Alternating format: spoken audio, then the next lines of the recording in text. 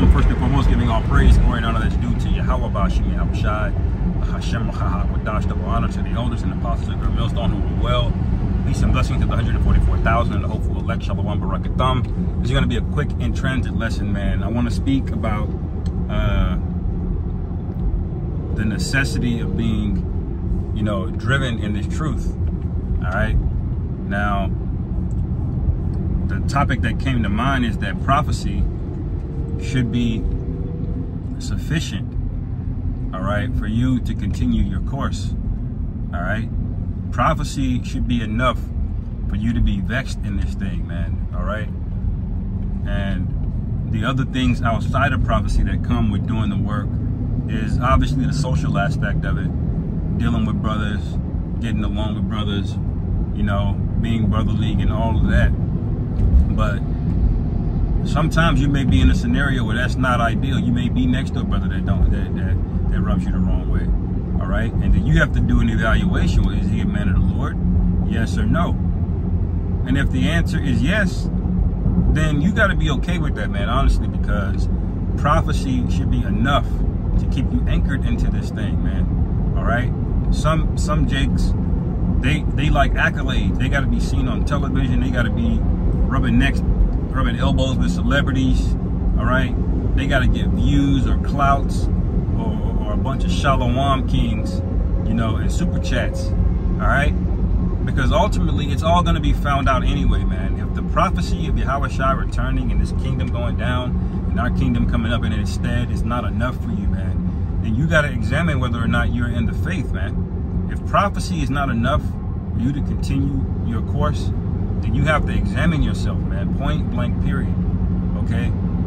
And that it may not seem like a big deal now because you're able to, do your thing, you do your videos, you go out in the camp and all of that, but what's going to happen when the hour of temptation happens, man? All right? Because I'm vexed as hell right now, dealing with, I just left the DMV, and Esau is just taxing you, man, hosing you on everything, man, to get certain things,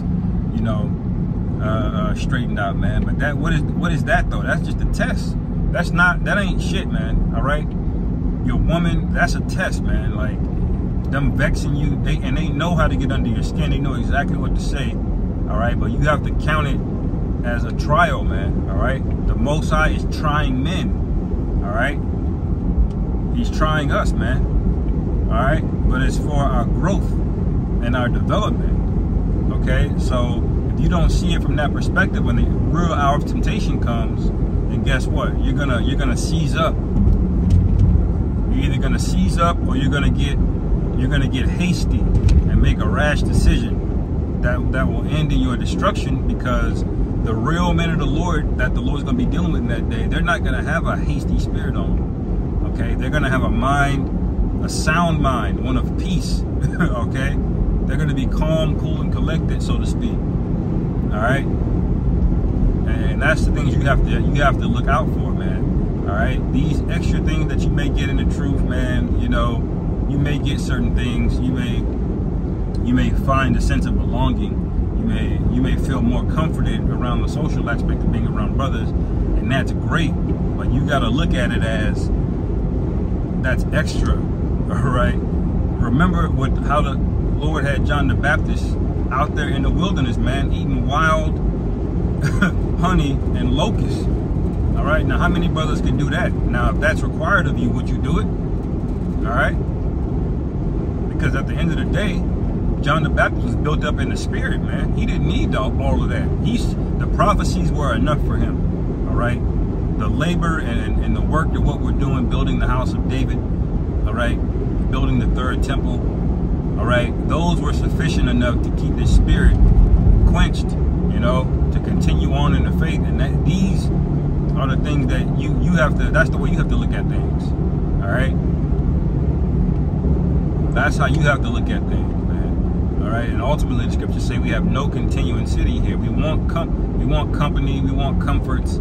There's nothing wrong with experiencing those feelings in the flesh, but it's got to be checked and put in order. And ultimately, if it's something that's going to